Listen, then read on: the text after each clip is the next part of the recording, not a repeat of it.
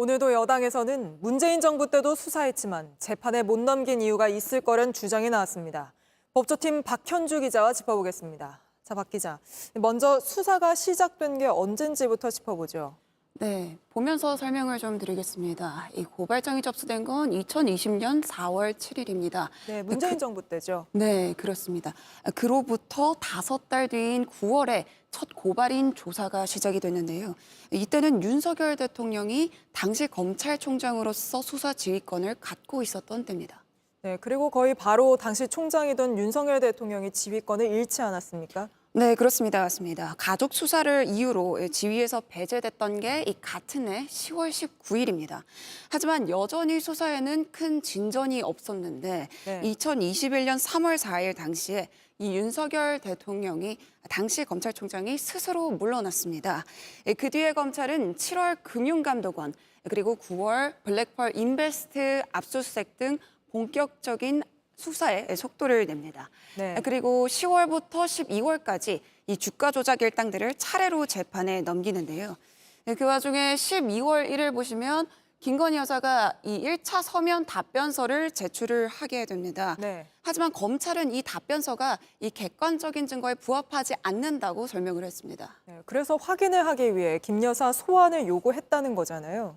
그렇습니다. 한 달 뒤인 22년 1월에 이 출석을 요구를 했습니다. 하지만 이 김 여사 측은 대선이 얼마 남지 않았다는 이유로 응하지 않은 걸로 알려졌습니다. 네. 결과적으로 이 문재인 정부 때는 김 여사를 소환할 수가 없었고 그렇다 보니까 처분도 같이 내릴 수가 없게 됐었던 건데요.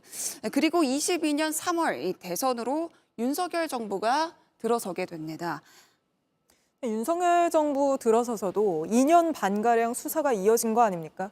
네, 그렇습니다. 22년 5월에 현 정부가 출범한 다음에 수사팀이 새롭게 짜졌습니다. 검찰은 23년 7월에 이 두 번째 서면 질의서를 보내게 되는데요. 네. 늦어진 이유에 대해서는 그동안 추가 수사를 진행했었다고 설명을 해왔습니다. 그런데 답변을 받은 건 1년 뒤인 올해 7월 5일부터입니다. 답변서를 봤는데 왜 1년이나 걸린 겁니까? 네, 검찰은 여러 이유가 있지만 이 총선이 끼어서 이 김 여사의 변호인이 정치적으로 이용되는 것을 우려했다고 설명을 했습니다.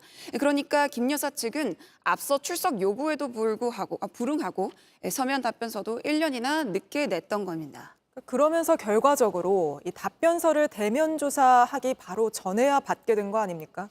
네, 그렇습니다. 지난 7월 20일에 대면 조사를 했으니까 이 조사 보름 전에 서면 답변서를 받은 겁니다. 1년 전에 보낸 거를 그제야 받은 거잖아요. 네, 그렇습니다. 사실상 그 조사 형식을 정하는데도 굉장히 많은 시간이 걸렸는데요. 이창수 중앙지검장은 이 국정감사에서 이 검찰청 소환 조사를 요구했지만 변호인이 경호 등의 문제로 받아들이지 않았다고 설명을 했습니다. 네. 결국 제3의 장소에서 검사들의 출정 조사로 진행이 됐습니다. 특혜 논란이 일었던 그 조사 이후에도 처분까지 석 달이 걸리지 않았습니까? 네, 그렇습니다. 이 검찰은 주가 조작 일당의 2심에서 사실관계가 확정되는 걸 지켜봤다고 설명을 했습니다. 그런데 지난달 12일 2심에서 전주 손무 씨가 방조죄로 유죄를 선고받으면서 김 여사와는 사례가 다르다면서 어제 김 여사를 무혐의 처분했습니다. 그렇기 때문에 제대로 수사하고 또 제대로 처리했다는 검찰 주장에 여러 의문이 들고 있는 게 사실인 것 같습니다. 오늘 여기까지 짚어보겠습니다. 박현주 기자였습니다. JTBC 뉴스를 시청해 주셔서 고맙습니다. 저희는 저녁 6시 50분 뉴스룸에서 뵙겠습니다.